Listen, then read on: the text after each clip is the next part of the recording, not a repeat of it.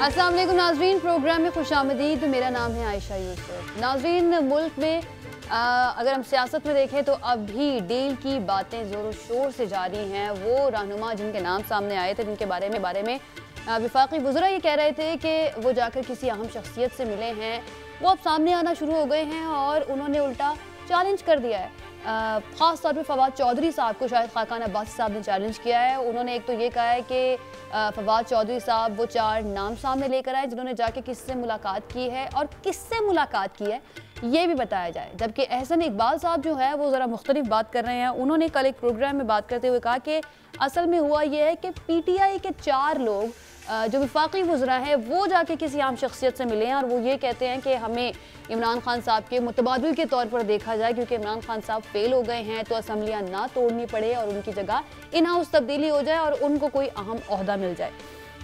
कौन किसको माइनस करना चाहता है ये अभी तक कुछ समझ नहीं आ रहा है। पहले हुकूमती वज़रा की जानिब से ये इल्ज़ाम लगाया गया, अब नून लीग के वो लोग जिन पर इल्ज़ाम लगा था वो उल्टा अब हुकूमत पर इल्ज़ाम लगा रहे हैं, उनके रहनुमाओं पर इल्ज़ाम लगा रहे हैं। ज़रा ये कन्फ्यूजन ख़त्म करने की कोशिश करेंगे, जानने की कोशिश करेंगे कि कौन किसको माइनस कर रहा है। पहला हमारा आज का टॉपिक ये होगा।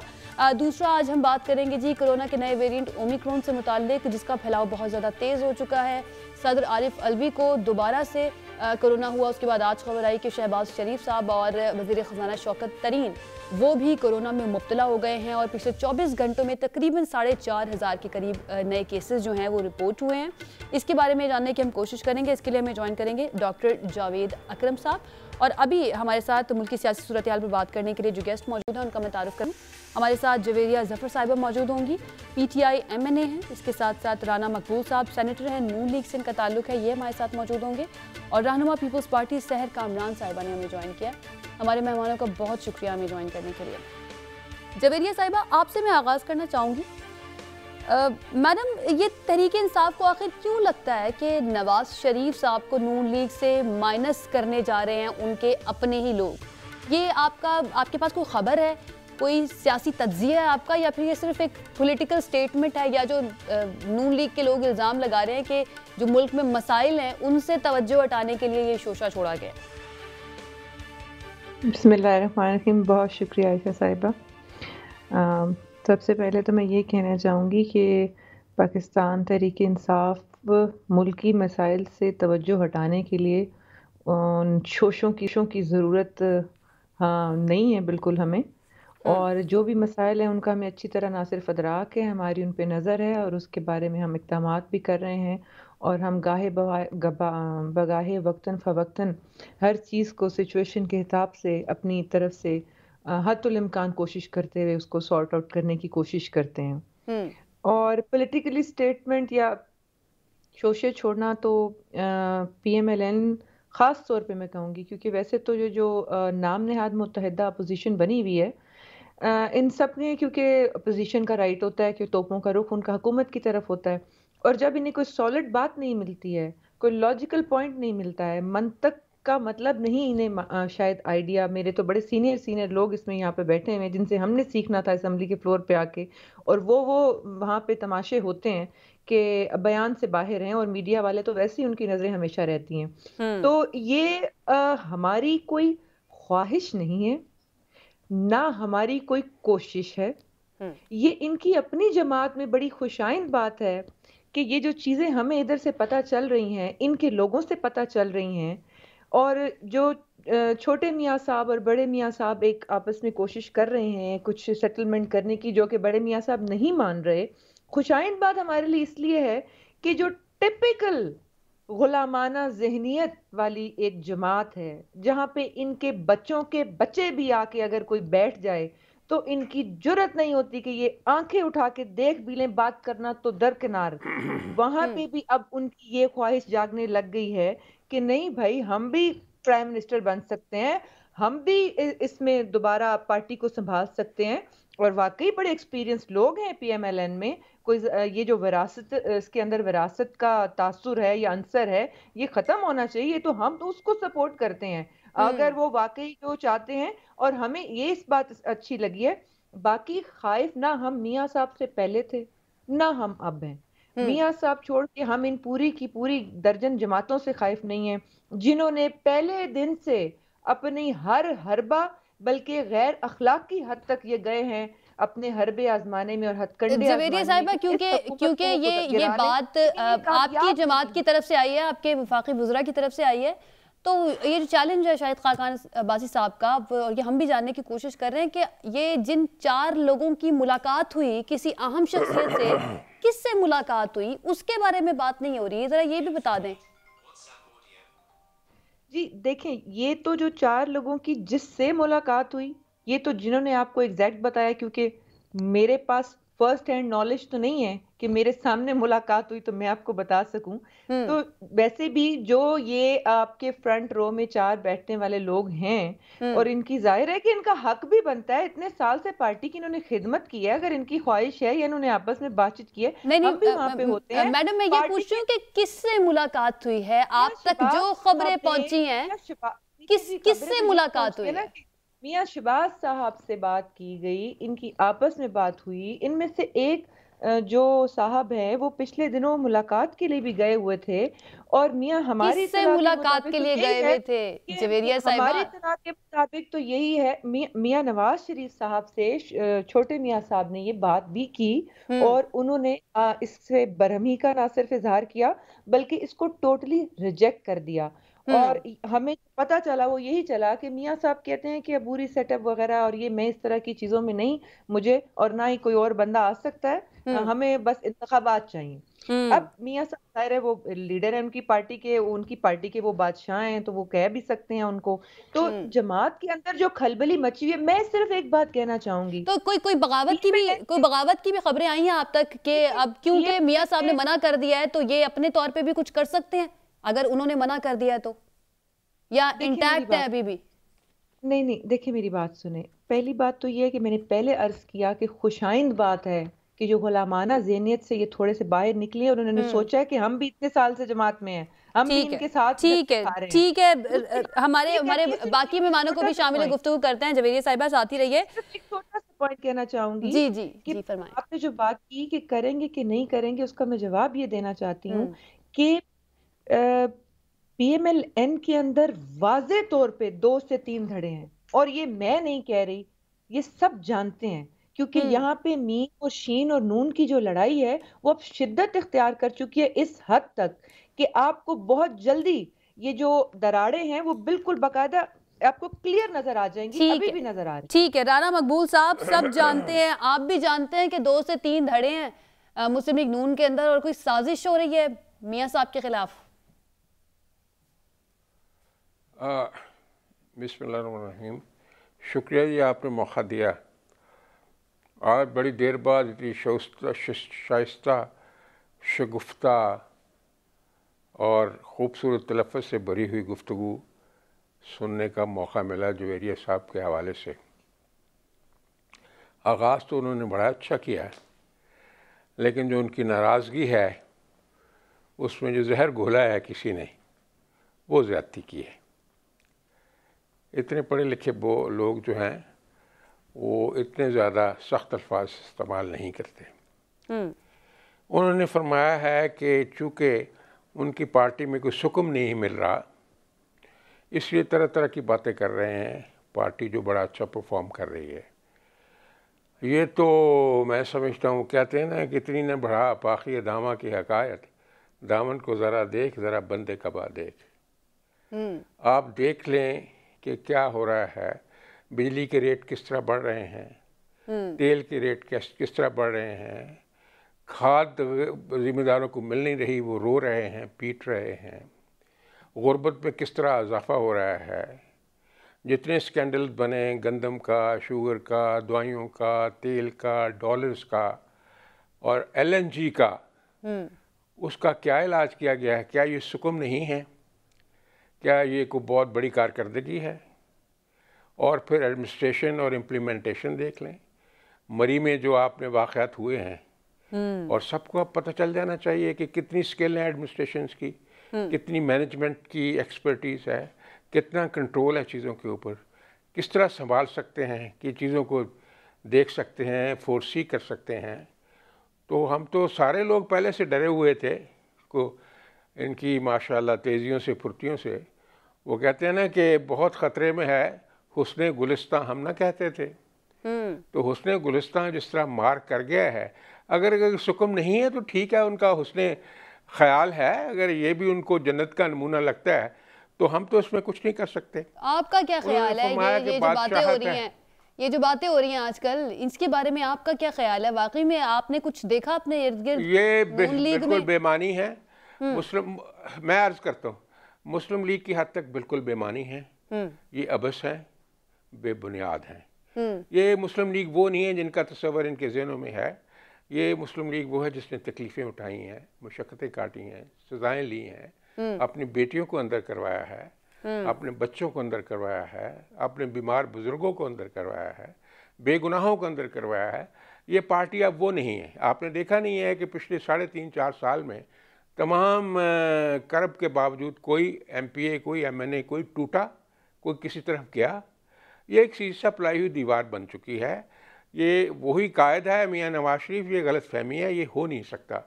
मुशर्रफ नहीं तोड़ सका था जो उसने इतनी कोशिश की थी। आप तो मुशर्रफ से बहुत ज़्यादा कमज़ोर हैं। मुशर्रफ तो बहुत ताकतवर था।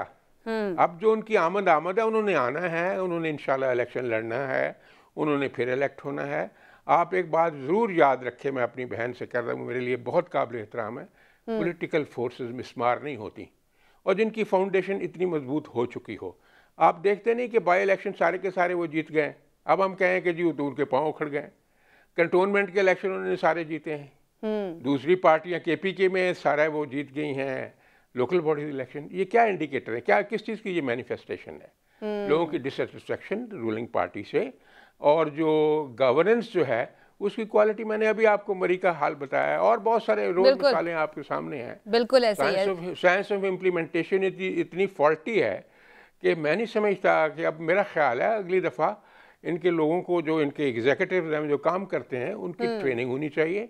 सही, आपका पॉइंट आ गया। ठीक है, सहर साहिबा भी हमारे साथ मौजूद है। सहर कामरान साहिबा, ये सियासी जमातें आजकल एक दूसरे को माइनस करने की आखिर बातें क्यों कर रही हैं?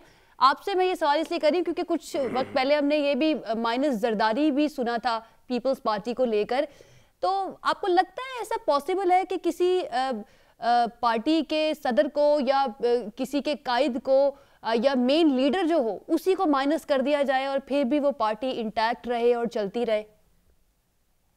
देखिए, पहली बात है, मैं समझती हूँ इस तरह के मफरूज़े और इस किस्म की गुफ्तगू करना एक ऐसे वक्त में जबकि पाकिस्तान में इन्फ्लेशन डबल डिजिट में हो, इस वक्त ऐसे वक्त में जबकि पाकिस्तान एक आजमाइशी दौर से गुजर रहा हो, ऐसे वक्त में जो बिल्कुल सही कहा अभी राना मकबूल साहब ने कि जहाँ पे ऐसा वक्त आ जाए कि किसान जो है वो यूरिया की खाद के लिए परेशान रहे, एक ज़राई मुल्क के अंदर ज़राई अजनास जो है वो इम्पोर्ट हो, और मुल्क की जो है ज़राअत जो है उसकी जो रीढ़ की हड्डी है वो चिकनाचूर हो रही हो।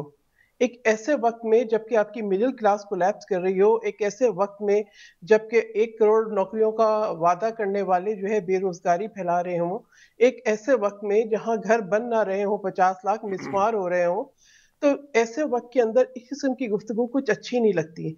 देखिए, बात तो ये है कि ज़रूरत इस बात की थी कि जायज़ा लिया जाए कि नाकामी और कोताही की वजूहात क्या हैं।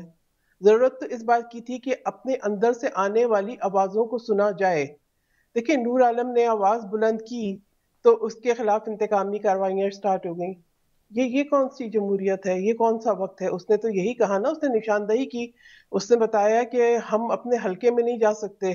फिर, और ये कोई ऐसी बात नहीं है कि जिसको नजरअंदाज किया जाए, क्योंकि KP के इलेक्शंस तो सामने ही है कि किस तरीके से बल्दियाती इलेक्शंस के अंदर जो है सिर्फ इसलिए कि उन लोगों को, नूरे नजर लोगों को, रिश्तेदारों को टिकट बांटे गए और नजरियाती कारकुन जो थे, जो साथ चले, उनको जो है नजरअंदाज किया गया, तो क्या रिजल्ट सामने आया? परवेज खटक साहब की आवाज को दबाया जा सकता है मगर इग्नोर नहीं किया जा सकता।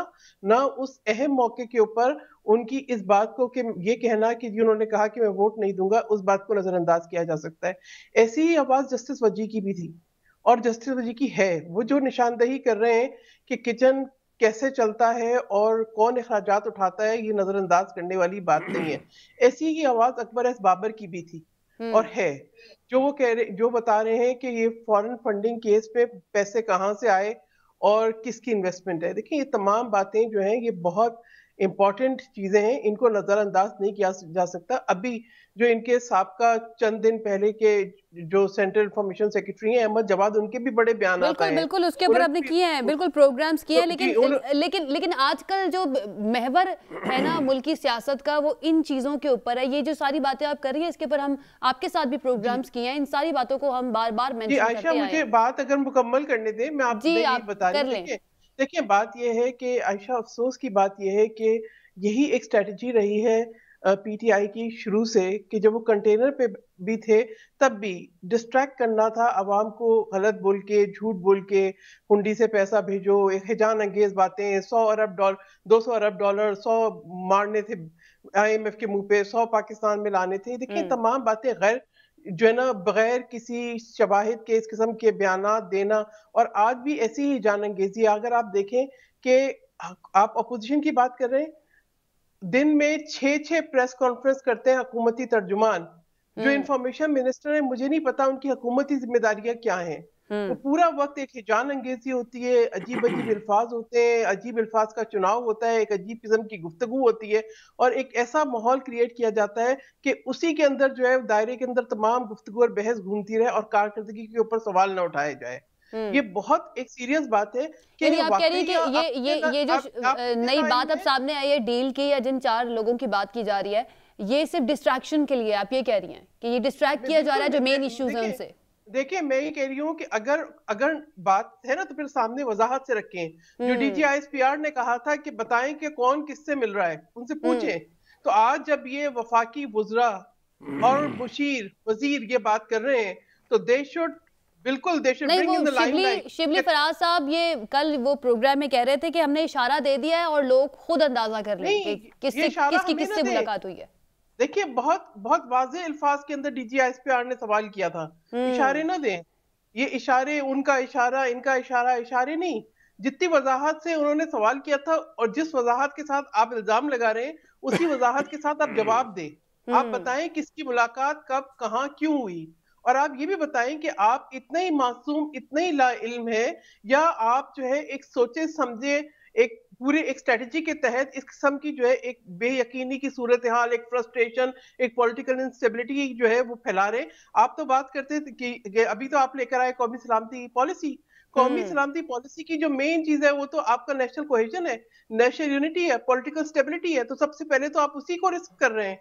अगर आप खुद ये कर रहे हैं तो मुझे बताएं कि आपने फिर बोला मईशत, आपका साल शुरू हुआ जो है पेट्रोल की कीमत, डीजल की कीमत में इजाफे से। फिर वही बात है कि फ्लोइंग कॉस्ट भी बढ़ गई, ट्रांसपोर्टेशन कॉस्ट भी बढ़ गई, हर चीज की कीमत बढ़ी। फिर आपने जो है बिजली के पैसे बढ़ाए। तो बात ये, जहां इन्फ्लेशन के साथ आपका साल शुरू हो, आप रोजाना जितने मर्जी हमें पढ़ पढ़ के स्टेटमेंट बताएं, जितने मर्जी हिसाब किताब बताएं, देखें हमें तो ये पता है कि एक आम आदमी को रोटी कितने की मिलती है। बिल्कुल बिल्कुल, आम आदमी का मसला जो है वो इस वक्त प्रायोरिटी पर हमें नजर नहीं आ रहा। जवेरिया साहिबा, आप सुन रही हैं हमारे जो मेहमान है साथ बैठे हुए, कि वजाहत के साथ बता देना किसकी किससे मुलाकात हुई, पॉलिटिकल इंस्टेबिलिटी क्यों फैलाई जा रही है, डिस्ट्रैक्ट जो है वो क्यों किया जा रहा है। सबसे पहले तो मैं ये कहना चाहती हूँ, राना साहब की तर्ज़े गुफ्तगू से बेइंतहा मुझे मुसर्रत हुई। यकीन करें कि अगर मैं पहली बार इनके साथ इत्तेफाक हुआ है किसी प्रोग्राम में आने का, तो यकीन करें कि ऑन रिकॉर्ड कह रही हूँ कि अगर मुझे नहीं पता होता कि इनका ताल्लुक़ किस जमात से है, तो यकीनन मैं अगर आप मुझसे पूछते तो मैं शायद किसी जमात का नाम ना लेती। और बाकी बात ये है कि मेरी बहन है सहर कामरान, बड़ा अच्छे तरीके से गुफ्तगू करती हैं, बड़ी काबिल एहतराम है। राना साहब बड़े काबिल एहतराम हैं। मैंने पहले अर्ज़ की जी कि हम इसको कोई डिट्रैक्ट करने की किसी को कोशिश नहीं कर रहे। आपने मुझसे सवाल किया तो मैंने आपको जो मेरी एक ज़ाती कह लें या एक लिमिटेड सी कह लें जो बात थी या जो चीज़ थी, मैंने आपको वो बता दी कि मियाँ साहब शहबाज शरीफ साहब ने बड़े मियाँ साहब से रब्ता किया। उन्होंने कुछ 4 नाम थे, 3 के ख्वाहिशमंद थे, चौथे वो नहीं थे। जावेद लतीफ़ साहब ने प्रोग्राम में कहा कि नहीं 3 तो नहीं हो सकते, मतलब चौथे पे वो भी डाउटफुल थे। तो मतलब देखें कि कुछ ना कुछ ऐसे चल रहा है। शाहिद साहब की स्टेटमेंट अगर आती है या एहसन इकबाल साहब की भी आती है, तो वो कैटेगोरिकली इस तरह, क्योंकि उन्होंने भी काउंटर स्टेटमेंट दे दी कि नहीं जी इनके लोग हैं। फिर शाहिद खाकान साहब ने फरमाया कि 22 लोग हमारे उनसे राब्ते में हैं। मैं यहाँ पे ये कहना चाहती हूँ कि डिट्रैक्ट करने की बात तो हम नहीं कर रहे, क्योंकि ना हमने कोई ऑडियो वीडियो सीरीज जारी की, ना हमने किसी इदारे मखसूस इदारे की बात की। साहिबा जवेरिया ठीक कह साहिबा, रही है कि शहबाज गिल साहब ने प्रेस कॉन्फ्रेंस में वैसे कहा है कि इन लोगों की ऑडियोज भी आ रही हैं। आप हमेशा ये कहते हैं कि आपने ऑडियो वीडियोस जारी नहीं की, लेकिन शहबाज गिल साहब प्रेस कॉन्फ्रेंस में कहते हैं कि जी ये जिन 4 लोगों की हम बात करें उनकी ऑडियोज भी आ रही हैं। तो ऑडियो की बात तो वो करते ही हैं कि आ रही हैं या नहीं आ रही हैं। जी, मैं उसी बात की तरफ आ रही हूँ कि जो सहर साहिबा ने फरमाया ना कि DGIS पे आने बड़ा वाजे का, ये जो पिछले दिनों डील और ढील की बातें हो रही थी, बड़ा वाजे मौकफ आ गया उनके तर्जुमान का। मेरा ख्याल है उसके बाद तो ये बात होनी नहीं चाहिए थी, लेकिन अगेन फिर कुछ अनासिर होते हैं जो हर तरफ से चमगोइयाँ बातें शातें करते हैं, और फिर अब बात इस नौबत पे आ गई कि फिर ये बहस हो रही है। सो डील और ढील वाली तो कोई कहानी है नहीं। जहां तक इनके पास अगर हमारे 20 मेंबरान हैं, तो फिर तो नो कॉन्फिडेंस इनके लिए इंतहाई आसान है, उसमें तो कोई दो राय ही नहीं। लेकिन ये उस पे भी नहीं जाना चाह रहे, क्योंकि इन्होंने खुद फरमाया, खुद शाहिद खान साहब ने फरमाया। फिर अब मरियम बीबी ने क्या कहा कि मुझे तो चंद दिनों की बात लग रही है। तो क्या उनसे सवाल किया जा सकता है कि आपको किसने बताया कि चंद दिनों की बात है, या आपको ऐसा क्या नजर आ रहा है? हमारी पार्टी के अंदर तो हमें ऐसा कुछ नजर नहीं आ रहा, क्योंकि 3.5 साल से जो कोशिशें की गई सारी बेसूद गईं। जहां तक बात है कि अभी भी एक ऑप्शन बड़ी अच्छी मौजूद है, मार्च करें, जरूर करें। हम तो कब से कह रहे हैं करें, आपको बिल्कुल नहीं रोका, आपका आईनी और जमहूरी हक है, आप इस्तेहकाक रखते हैं। लेकिन आप ये जो डेट्स आगे आगे बढ़ाते जा रहे हैं, कोई तो वजूहात होंगी, और क्योंकि सब जाती मफादात की जंग लड़े हैं। आप यकीन करें, मैं परसों एक प्रोग्राम में थी, पीपल्स पार्टी और PMLN, शर्मिला फारूकी साहिबा थी और इधर से PMLN के अली गौर साहब थे। आप वो प्रोग्राम देखिएगा, एक चैनल पे था। उन दोनों जमातों ने, ये तो मैं अभी रिसेंट बात कर रही हूँ, हालांकि हमारा तो ये मौकफ पहले दिन से है ना। अब ये दोनों जमातें ऑन नेशनल टेलीविजन ये आके बाकायदा काउंटर फाइट करते हैं। एक कहता है आपने इस्तीफे नहीं दिए, हमने आपको कहा था आप नो कॉन्फिडेंस पंजाब में ले आए, आपने हमारी बात नहीं मानी। दूसरी जमात कह रही है कि आपने सिंध की गवर्नमेंट क्यों नहीं गिराई, लेकिन वो जवेरी साहिबा, बिलावल साहब ने तो वैसे कह दिया है कि अगर PDM इस्तीफों के मुतालबे से पीछे हट जाए तो हम मिल के चलने का सोच सकते हैं। तो ये राना साहब से ही मैं जानूंगी, राना साहब ये ऑफर आप तक भी पहुंची होगी, ये खबर पहुंची होगी कि बिलावल साहब ने ये कहा है कि अगर PDM इस्तीफों के मुतालबे से खास तौर पर पीछे हट जाती है तो फिर दोबारा से मिलकर चलने पर सोचा जा सकता है। तो अब इजलास भी होने वाला है PDM का, इस बारे में कोई बात होगी? क्योंकि बज़ाहिर लगता तो यही है कि PDM भी में शामिल जमातें जो हैं वो भी फिलहाल इस्तीफा नहीं दे रही। तो ये बेहतर नहीं होगा कि पीपल्स पार्टी को साथ मिलाकर चलाया जाए, तो मौसर अंदाज में आप लोग कैंपेन कर सकते हैं हुकूमत के खिलाफ? देखें जी आयशा साहबा, ये जो बिलावल साहब ने कहा है वो अपनी पार्टी के लीडर हैं, उनकी बात को तो अंडर डिस्कशन ज़रूर लाएंगे, वो इसका तजिया भी करेंगे, एनालिसिस भी करेंगे, इसके प्रोज एंड कॉन्स भी देखेंगे। और ये कैसे हो सकता है कि इतना बड़ा इशू जो है, जो एक लीडर ने बात की, उसको अंडर डिस्कशन ना लाया जाए, उसके बारे में कोई लाया अमल ना दिया जाए। मेरा अपना व्यू पॉइंट ये है कि कंपल्शंस इतनी आ चुकी हैं अपोजिशन के लिए भी कि अब रास्ता नहीं है स्वाय जॉइंट स्ट्रगल के। वक्त थोड़ा है, इलेक्शन में सूरत हाल ख़राब हो चुकी है, इन्फ्लेशन जो है वो ठाटे मारता हुआ समंदर बन चुका है। उधर हमारे ऊपर वो तलवार लटक रही है स्टेट बैंक के लॉ की, जो कि आने वाला है सेनेट में। अगर वो आप पढ़ेंगे तो तौबा, उससे तो खौफ आता है जो जिस तरह का वो बनाया गया है, उसके क्या रेपरकशन होंगे, हमारी फाइनेंशियल आज़ादी का क्या बनेगा, और ये हम सारा कुछ अगर हैंड ओवर कर रहे हैं IMF को, तो वो हमारे साथ क्या करेंगे, क्या वही करेंगे जो ऑटोमन एम्पायर के साथ किया था। तो ये सारे ख़तरात जो हैं, और ख़ास तौर से पब्लिक रिजेंटमेंट। अब जैसे मैंने पहले अर्ज़ किया कि अवाम ने बड़ी हद तक अपना फ़ैसला तो दे दिया है, एक जगह नहीं 5-6 जगहों पे दिया है, और इतनी कतार अंदर कतार हुकूमतें तो बाई इलेक्शन जीतती हैं, ये हुकूमत बाई इलेक्शन हारती है। तो इसलिए ये देखना चाहिए, कोई इसमें नाराज़गी वाली बात नहीं है, एक ऑब्जेक्टिव एंड प्रैग्मेटिक स्टडी करने वाली बात है, वो इनको भी करनी चाहिए।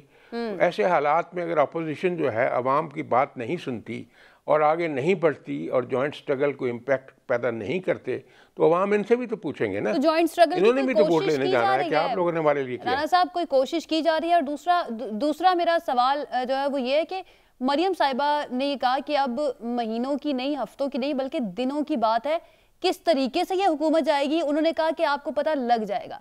तो ऑप्शन क्या है हुकूमत को, अगर घर भेजना चाहती है ऑपोजिशन, तो ऑप्शन क्या है ऑपोजिशन के पास? जी, इसमें अपना जो है इंट्रिंसिक प्रेशर, पब्लिक का प्रेशर, अवाम-उन-नास का, गुर्बत की कहानी, अनएम्प्लॉयमेंट की कहानी, ये फैक्टर्स इतने मल्टीफेरी से इकट्ठे हो चुके हैं कि अब चलना जो है बहुत मुश्किल हो गया है। अगर कोई ये मोजज़ा कर दें जो कि नहीं हो सकता, अगर लोगों को रोटी मिलना शुरू हो जाए, कीमतें गिर जाएं, अगर आप हर महीने 4.5 रुपया पर यूनिट बिजली का बढ़ाएं और 5.5 रुपये पेट्रोलियम का करें, और यानी कि कितनी मुश्किल बात है ये। इसको बिल्कुल राणा साहब, आप बिल्कुल सही कह रहे हैं, बड़ी लिखी खातून है, बड़ी मुश्किल है, लेकिन मैं सिर्फ एक बात अर्ज कर दूं, क्या ऑप्शन है? अच्छा साहब, मैं एक बात अर्ज कर दूं, एक बात मैं अर्ज कर दूं, मैं बात ख़त्म करता हूं जी। बात यह है कि ये ओगरा जो है बार बार करवाता है। मैंने ओगरा के चेयरमैन क्यों हमारी कमेटी में तशरीफ़ लाते हैं, जो जिसको मैं हेड करता हूँ, चेयरमैन ओगरा से पूछा पिछले दिनों कि आपने यकदम 9 रुपये पर लीटर बढ़ा दिया जो पेट्रोलियम है। आप मुझे ये बताएं, आपने ये 9 रुपये रात को बढ़ाया, ये तो आप जो है ऑयल बेच रहे हैं अपने मौजूदा स्टॉक से, मौजूदा स्टॉक में तो आपने 9 रुपये पर लीटर पे नहीं किए, तो किस हिसाब से आप 9 रुपये पर लीटर अवामुन्नास से वसूल कर रहे हैं? आपको पता है इसका कितना नेगेटिव वो इफ़ेक्ट होगा, जो मल्टीप्लायर इफेक्ट कितना नेगेटिव होगा इकोनॉमी के ऊपर, आवाम के ऊपर, प्राइसेस के ऊपर। तो आपने ये क्यों ऐसे करते हैं? आप 9 रुपये अगर कहते हैं जी हमारे महंगा मिलता है, तो पहले 9 रुपये का खरीद तो लेना, फिर अवामुन्नास से 9 रुपये पर लीटर चार्ज करें। आपने 9 रुपये इसके पे ही नहीं किए और आप उनसे ले रहे हैं। तो कहते हैं जी हाँ ये तो ठीक है, लेकिन जब कीमतें कम हो जाती हैं तो हमें पल्ले से देनी पड़ती हैं। ये बात कोई है, इसमें कोई लगती है सदाकत?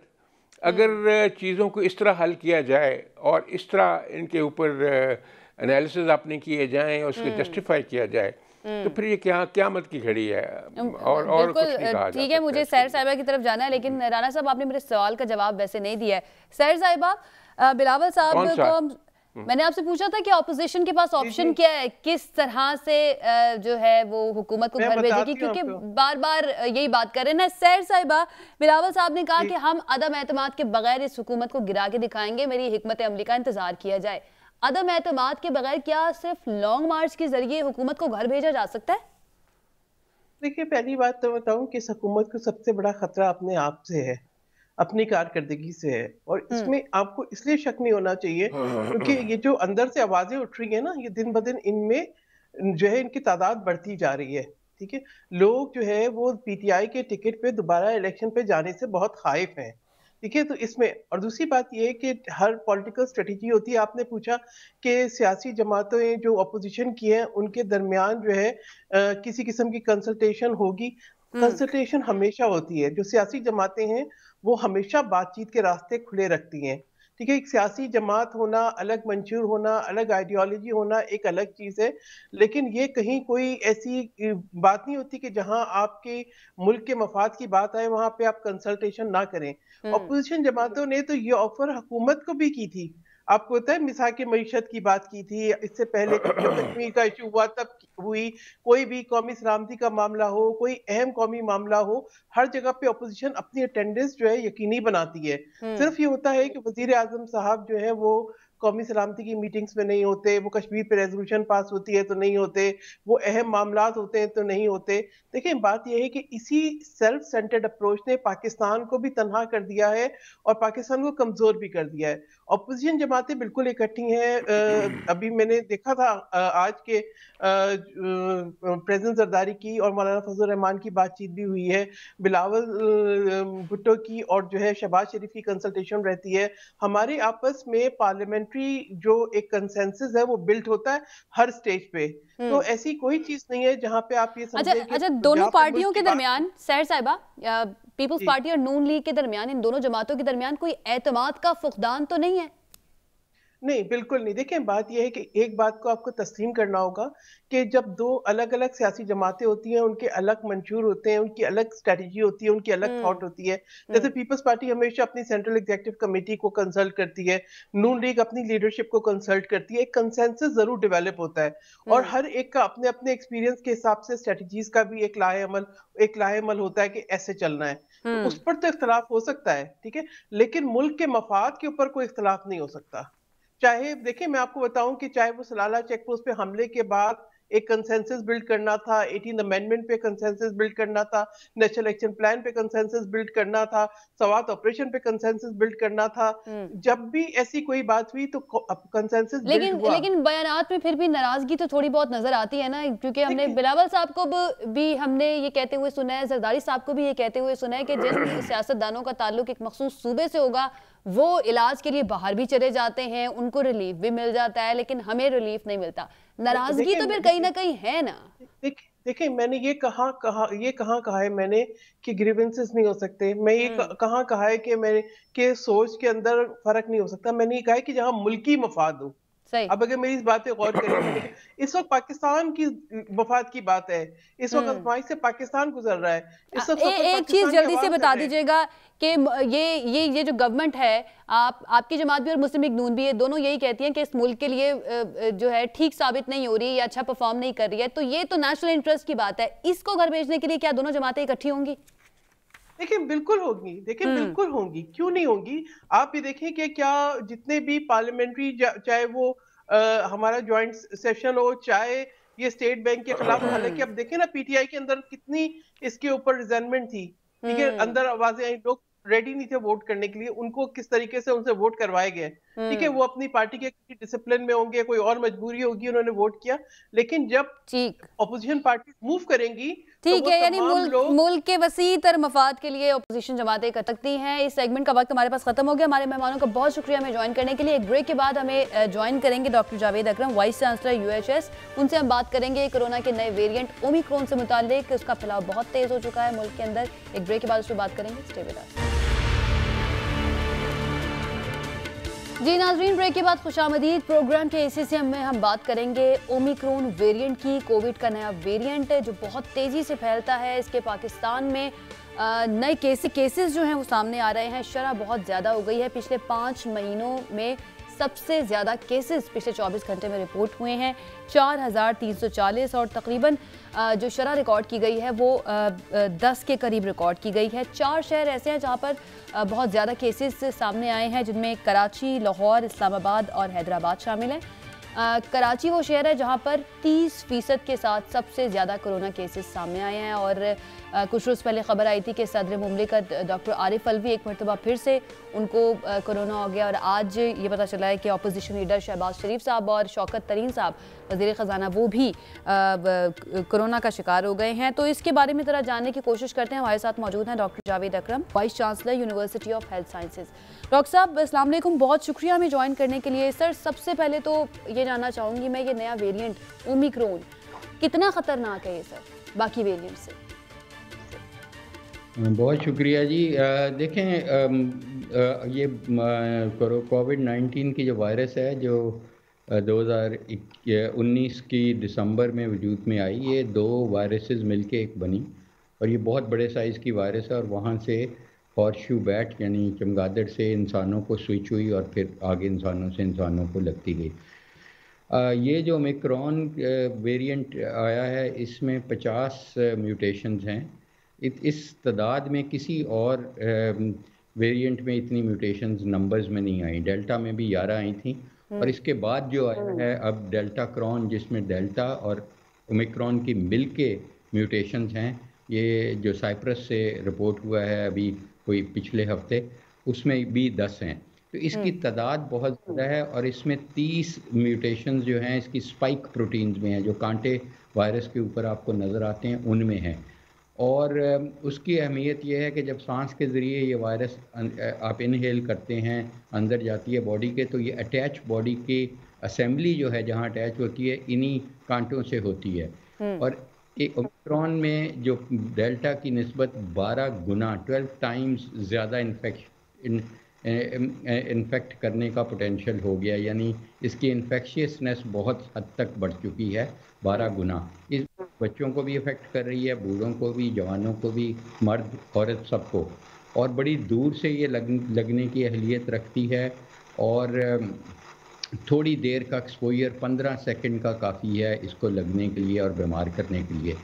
तो ये फॉर्चुनेटली इतनी विरुलेंट नहीं हुई कि इसकी शरह अमवात बढ़ने का इतना ख़तरा नहीं है, हॉस्पिटलाइजेशन या वेंटिलेटर पे जाने का भी इसका ख़तरा कदरे बहुत कम है, स्पेशली उन लोगों में जो फुली वैक्सीनेटेड हैं। तो इसलिए जो आप केसेस की साइज देख रहे हैं और वर्टिकली ग्राफ ऊपर जाता है देख रहे हैं, ख़ासकर कराची का जहाँ 41% इस वक्त रिपोर्ट हो रहे हैं पॉजिटिविटी रेट। हालांकि हम पॉजिटिविटी रेट पे इतना रिलाय नहीं कर सकते क्योंकि सैंपल साइज़ ही हमारे पास बहुत थोड़े हैं, हम सैंपलिंग बहुत थोड़े कर रहे हैं।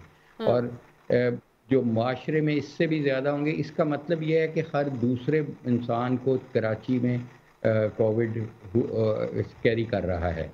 तो ये बहुत ही अलार्मिंग है। अच्छा डॉक्टर साहब, हम ये भी देख रहे हैं कि जो लोग कम्प्लीटली वैक्सीनेटेड हैं उनको भी दोबारा से ये जो नया वेरिएंट है वो पॉजिटिव आ रहा है, उनका ये वायरस पॉजिटिव आ रहा है। तो हम क्या समझे, जो वैक्सीन्स हैं वो इस वेरिएंट के खिलाफ मौसर नहीं है? देखिए, वैक्सीन्स भी इसी स्पाइक प्रोटीन्स पे काम करती हैं जिसमें म्यूटेशंस आई हैं, जो कांटे हैं, और हमारी ये दवाइयात जो ट्रीटमेंट के लिए यूज़ करते हैं वो भी मोस्टली यही काम करती हैं। वैक्सीन्स टोटली इनफेक्टिव तो नहीं हुई, थोड़ी सी इफेक्टिवनेस उन्होंने लूज़ की है against any disease. Any disease में कोई भी बीमारी जो हम पहले 85% तक देख रहे थे वैक्सीन्स के साथ, अब वो तकरीबन 70 से 75% तक प्रोटेक्शन है अभी भी। उसके दिस मीन्स के 25% लोगों को फिर भी होगी। और जो अच्छी चीज़ है वो ये है कि जो प्रोटेक्शन फ्रॉम सीरियस डिजीज़, कि अगर आपको बीमारी हो और वो माइल्ड टू मॉडरेट रहे और आपकी जान को ना खतरा हो, वो प्रोटेक्शन अभी भी तकरीबन 88% के करीब है। तो ये खुशाइन चीज़ है।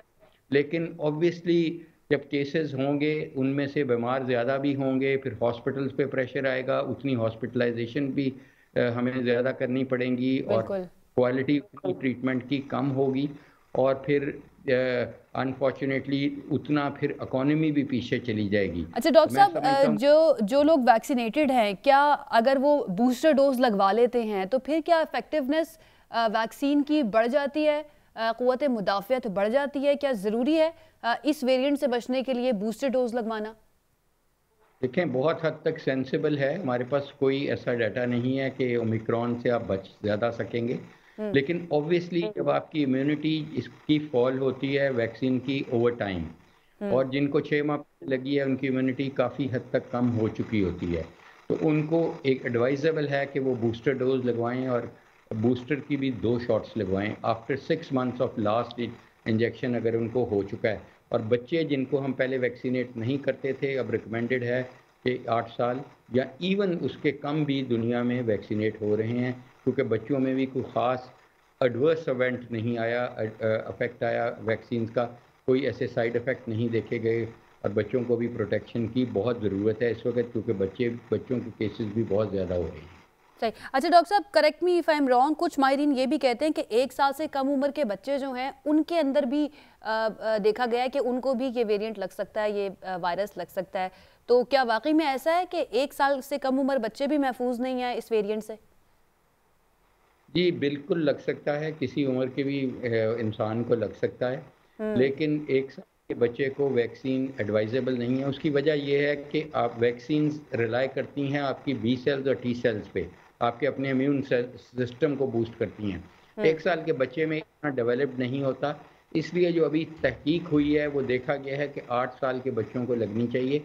लेकिन इस वक्त ऑनगोइंग स्टडीज़ हैं पूरी दुनिया में, हमारे भी मुल्क में हम भी कर रहे हैं 5 साल के बच्चों में, उसकी रिजल्ट अवेटेड है। इसलिए 8 साल तो डेफिनेटली लगनी चाहिए। उसके बाद only time can tell us कि उनको फ़ायदा कितना होगा। लगाने का तो लगा दें आप 1 साल के बच्चे को, लेकिन मोस्ट लाइकली उनका इम्यून सिस्टम इस काबिल नहीं होता कि आप उसको एक्स्ट्रा बूस्ट दें।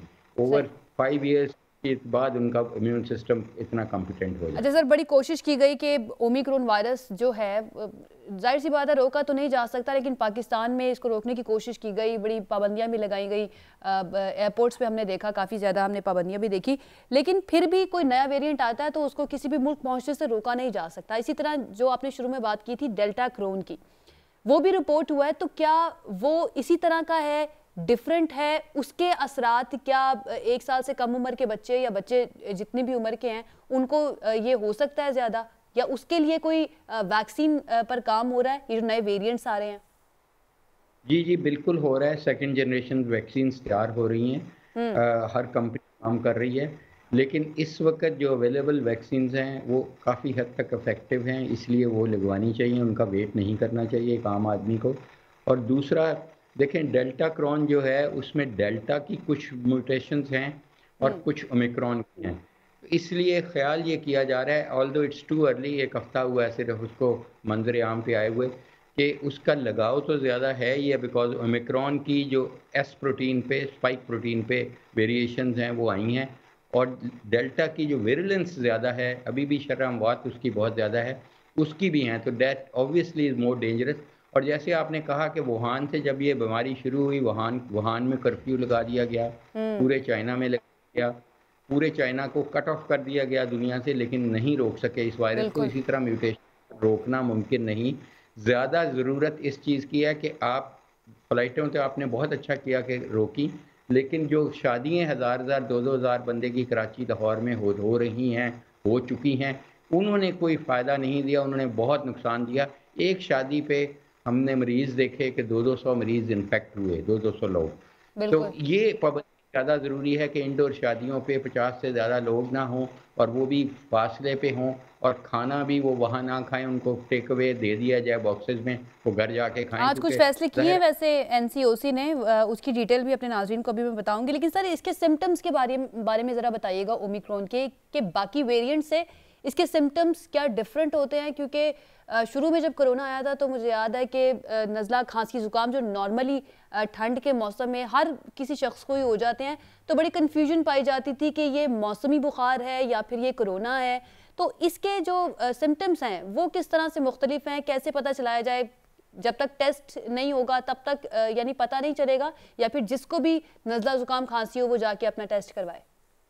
देखें, इस वक्त तो कराची, लाहौर में यही सूरत हाल है कि जिसको भी नज़ला, ज़ुकाम, फ्लू लाइक सिम्टम्स हैं, रनी नोज वगैरह है, उसको कराना चाहिए। जहाँ तक इसका ट्राइजेमिनल नर्व को अटैच होना वो कम चांसेस हैं, यानी कि जो टेस्ट का चला जाना या सूंघने की अहलियत का चला जाना उसके कम हो रहे हैं केसेस, और ये सीरियस डिजीज़ नहीं कर रही, फेफड़ों को अटैक नहीं कर रही, इसलिए, और ये हॉस्पिटलाइजेशन का भी चांस कम है। लेकिन ऑन दी अदर हैंड ये डेंजरस इस तरह से ज़्यादा है कि ये लगती ज़्यादा है, 12 गुना इसका चांस ज़्यादा हो गया है लगने का। तो इसलिए अगर एक बंदा को घर में होता है या एक शादी की महफिल में एक बंदा लेके चला गया है, तो वो तकरीबन आधी शादी के बरातियों को इन्फेक्ट कर देगा। तो इसलिए उस लिहाज अगर 12 गुना इसकी इन्फेक्टिव पोटेंशियल ज़्यादा हो गया तो 12 गुना हमें एहतियाती तदाबीर ज़्यादा करनी है, जो कि हमने बिल्कुल ही, तो इसलिए वो रवैये की वजह से ये और भी डेंजरस अमल है। तो सर आपको क्या लगता है कि ये हमारे मुल्क में जो एक है कि स्मार्ट लॉकडाउन लगता है, जो बड़ा इफेक्टिव भी रहा है, दुनिया में इसको अप्रिशिएट भी किया गया है, क्या उसी के जरिए काम चलाया जा सकता है, इसको थोड़ा सा कर्ब किया जा सकता है, या फिर कंप्लीट लॉकडाउन की तरफ भी जाना पड़ सकता है हमें इसको रोकने के लिए? देखें, जहाँ पे हाई प्रेवलेंस रेट है, जहाँ पे हॉटस्पॉट हैं, जैसे कराची में, लियारी में हैं, और उनके चंद एरियाज जो हैं उनमें फौरी तौर पे लगाना चाहिए।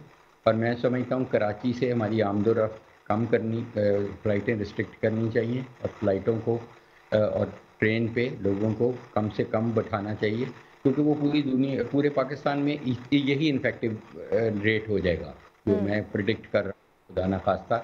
ज़ाहिर है बड़े शहरों में तो एकदम फैलेगी, क्योंकि और पाबंदियाँ शादियों पे लगनी चाहिए, चाहे वो मजहबी इज्तिमात हैं उन पे लगनी चाहिए, चाहे पॉलिटिकल इज्तिमात हैं, चाहे वो सोशल इज्तिमात हैं, उन पे लगनी चाहिए होटलों में, और रेस्टोरेंट्स में कम कैपेसिटी में सिर्फ जाने देना चाहिए, और वो भी सिर्फ वैक्सीनेटेड लोग और वो लोग जो जो मास्क पहन के रखें। ठीक है, खाना खाना है उस मौके पे उतार लें, लेकिन टेबल टू टेबल डिस्टेंस उनका कम से कम 10 फीट से 12 फीट होना चाहिए। सही। अच्छा सर, लास्ट मैं आपसे ये जानना चाहूँगी, अभी भी हमारे इर्द गिर्द हम ऐसे लोगों को देखते हैं जो वैक्सीन नहीं लगवाना चाहते या जिन्होंने अभी तक वैक्सीन नहीं लगवाई है और जानबूझ के उसको अवॉइड करते हैं कि हमने नहीं लगवानी, कोई साजिश है, ये इस तरह की उनकी सोच है। तो ये जो नया वेरिएंट है ओमिक्रॉन, ये उन लोगों के लिए जो कम्प्लीटली वैक्सीनेटेड हैं और वो लोग जिन्होंने वैक्सीन नहीं लगवाई, दोनों पर इसका असर मुख्तलिफ होगा? जी बिल्कुल मुख्तलिफ हो रहा है, लेकिन दोनों में ये सीरियस डिजीज नहीं कर रहा, मेजॉरिटी में हॉस्पिटलाइजेशन नहीं कर रहा। लेकिन ऑब्वियसली देखें, वैक्सीन जो है हमने एक तो इस वक्त इसलिए लगवाते हैं कि हम इस बीमारी से बचे रहें, लेकिन सबसे बड़ी वजह वैक्सीन लगाने की ये होनी चाहिए कि हम सब लोग वैक्सीन जब लगवा लेंगे, 80% लोग तमाम ममालिक के शहरी लगवा लेंगे, उसके बाद इस वायरस को रुखसत किया जा सकता है और फिर हम अपनी ख्वाहिशात के मुताबिक शादियां भी कर सकते हैं, जिंदगी भी अपनी ख्वाहिशात से बगैर मास्कों के कर सकते हैं। इस वक्त हमें अपनी ख्वाहिशात की कुर्बानी देनी है बजाय जानों की और सेहत की कुर्बानी दें। तो इसलिए हमें हर्ड इम्यूनिटी क्रिएट करने के लिए ग्लोबल लेवल पे अपना हिस्सा डालना है, और ये म्यूटेशन उन्हीं एरिया से आई हैं और आती भी रहेंगी जहाँ वैक्सीनेशन रेट बहुत कम है। अफ्रीका में अभी तक सिर्फ 6% वैक्सीनेटेड हैं लोग। इसी तरह साइप्रस जहाँ से डेल्टा क्रॉन आया है वहाँ भी बहुत कम है।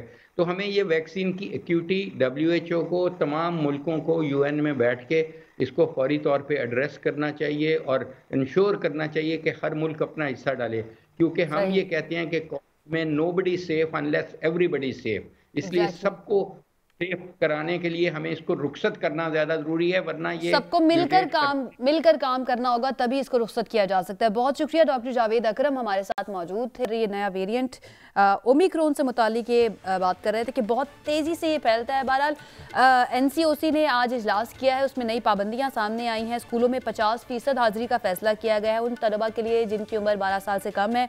इसके साथ साथ जहां पर 10% से ज़्यादा केसेस रिपोर्ट हुए हैं जिन इलाकों में, उनके बारे में कहा गया है कि वहां पर शादियों के लिए कम्प्लीटली पाबंदियां होंगी, कोई सोशल गैदरिंग वहां पर नहीं हो सकती है। इसके अलावा भी कई पाबंदियां NCOC की जानिब से लगा दी गई हैं। ये था हमारा आज का प्रोग्राम। कल एक मरतबा फिर से हाजिर होंगे। अपना ख्याल रखिए, हमें इजाज़त दीजिए। अल्लाह हाफ़िज़।